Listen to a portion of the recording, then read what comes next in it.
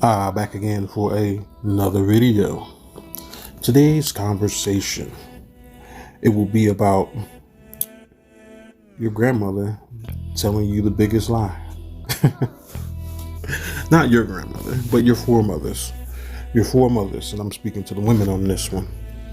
Your foremothers have told you a lie that you have bought and you believe. And that is the lie that you are the best and brightest that the Black community has to offer. Exceptionally so, and there is no other. And that everyone else should bow to you, and that is the best way that the community should be ran. Yet and still, this is partially a reality, and it is wholly a false living. You don't live the greatest. You don't live the best. Out of all the women in the country, you have some of the poorest living conditions. And I don't mean necessarily where you live, but I'm talking about your relationship with the economy, your relationship with men, your relationship with yourself. Your mental and metaphysical environment is becoming trash. And this all started with the lie that you were told, that you bought, that you believe. See, the women who told this lie a long time ago to you didn't really believe it. This is a lie that came from their fantasy. This is a lie that came from a reality that did not exist here on the actual reality plane, that is. And they told you that you should be something better than your men, and you don't need a man, and that you're better than a man. And this is also coupled with the social programming. So when you got it at home, you went to school and you got it. When you watch TV, you got it there. When you watch other people and how they interact and what they're socially expressing to you, you got it there as well. From the TV shows to the movies to the social media, everything echoes this. But it's a lie that's been echoed to you. Because believe it or not, your strongest position that you could ever have and attain is behind your men. Now, that may be taken the wrong way, because a lot of women believe that, well, if I stand behind a man, then I can't be out front. That's how they think. But at the same time, the position behind your man is your best position, and I'll explain why. The reason why is because when you support a man who's actually thinking of and has plans to increase your life and the benefits of your life, you will reap more benefits behind that man than you would by yourself. But you believe the lie from birth that you were told, so you never knew or experienced what that reality is like, especially in a technological information reality that we live in now, compared to when that lie was told.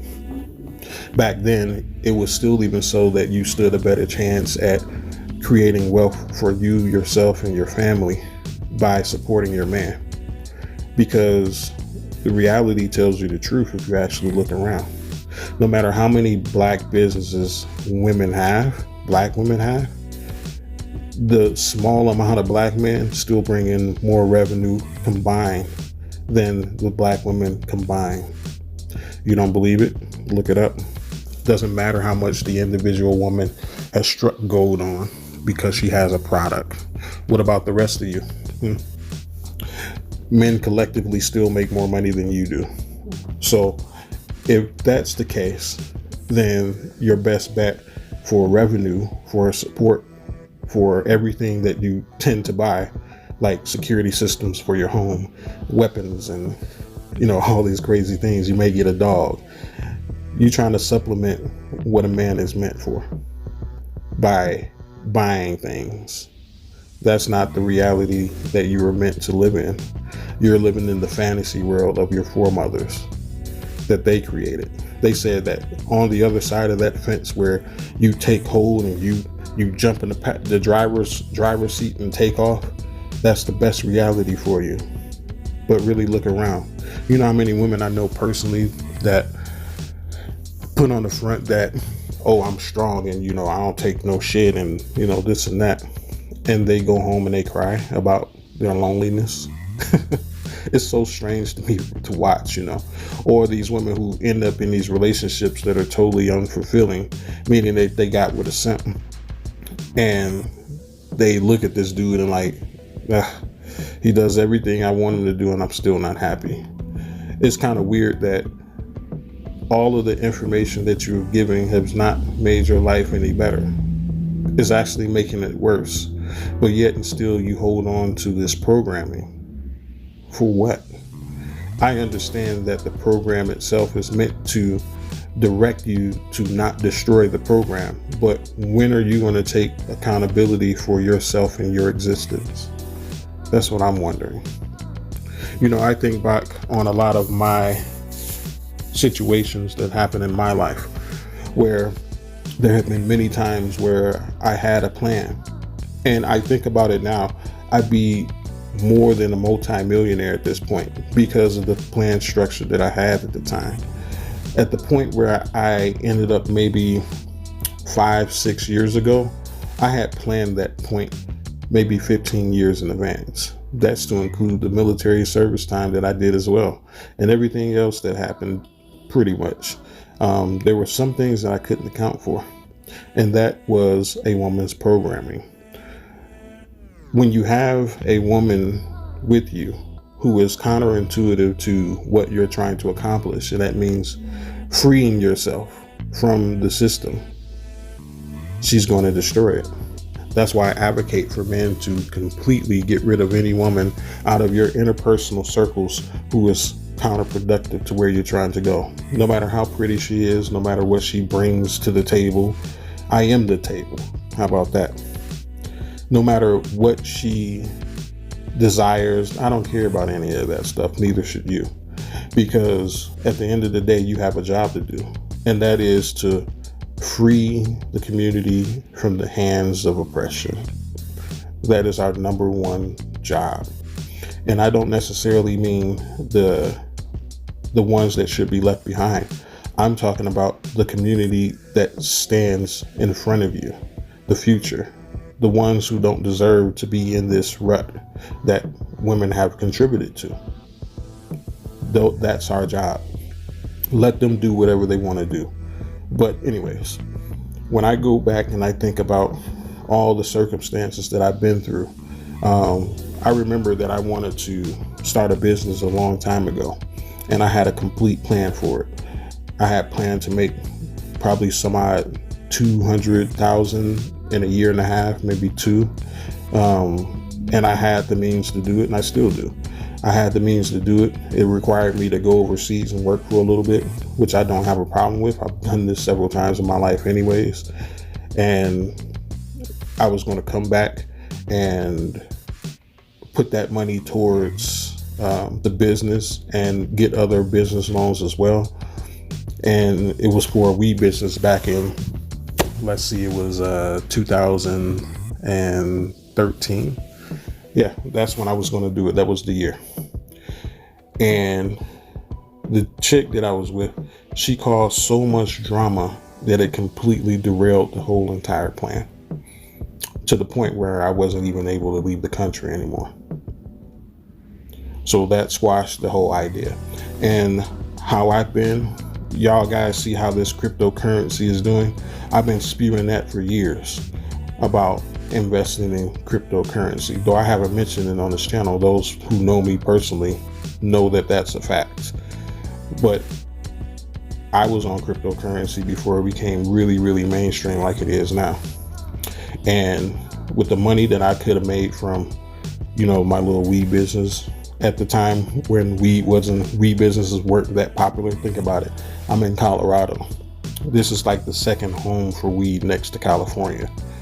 So I would have ended up taking a lot of that money and invested it in cryptocurrency. Now, you guys see the revenue that weed businesses create, no matter how small they are. If I would have took even 50% of that revenue and invested it, everyone under me would be a multimillionaire who was close to me. And that includes the woman who derailed the circumstances that prevented her from being a multimillionaire herself. Now, isn't that interesting? See, women, they are more prioritized about their emotions rather than the long-term consequences of those emotions. When a man has a plan, believe him. He didn't sit down and think about these things in 15 seconds and, hey, this is what we're going to do. No, most times this is a well thought out plan. And if he can detail it to you and explain to you the likelihood and possibilities of what the outcomes would be, that should be good enough for you to jump on board, especially if it looks like you're going to get everything that you want anyways. I never understood why emotions were more important than actual end results. Once again, the Black community has a problem with instant gratification, because that $2 that you spent now on something that you didn't even need could have been $1,000 in 5 years. If you think about it, I mean, really think about it. I mean, look at the economic standings that we are faced with now. If our parents had invested that little money that they got from taxes into a lot of these big things, no matter what it wasn't many companies that really failed. Like, I mean, from the 90s, I mean, there were some, of course, but I mean, hell, if you had invested in BlackBerry back in the 90s, you would have been straight. It don't matter. BlackBerry is crap on the market right now, but you still would have been a whole lot better than where you were in the 90s. Once again, our community doesn't have any wealth because the women are geared towards instant gratification, and instant gratification requires that you get your gratification up front and pay the consequences of that later. That's what they don't understand. Since 80% of single Black households are ran by women, that's 80% of our people who are being taught instant gratification over delayed gratification. And that has long-term consequences that we are seeing manifest now. Even in our lives where it was the 80s, 90s, and 2000s, we could see that play out, as I am saying. That the instant gratification of our foremothers, because it wasn't necessarily our forefathers. Yes, there were men who should have been fathers. I definitely agree. But at the same time, women are the gatekeepers for reproduction. There would be no children if a woman didn't agree to lay down with a man. That means that she chose the wrong man, regardless of if that man stayed or not. She chose wrong. And this is a reverberation of their foremothers not being taught how to teach. It's a long line of crap. But anyways, my point, that if a woman wants to be free, her best bet is to side with her man. This life that you all live, this life that you think is the best, is only a fraction of what life could really be like. You guys see all this stuff about power couple this, power couple that.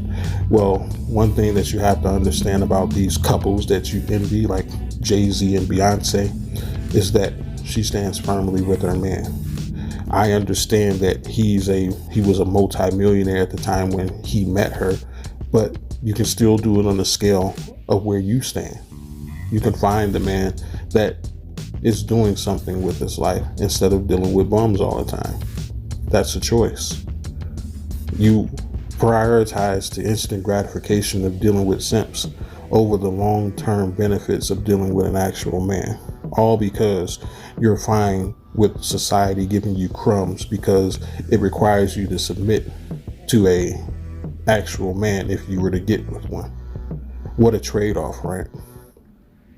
But anyways, that's the end of my video.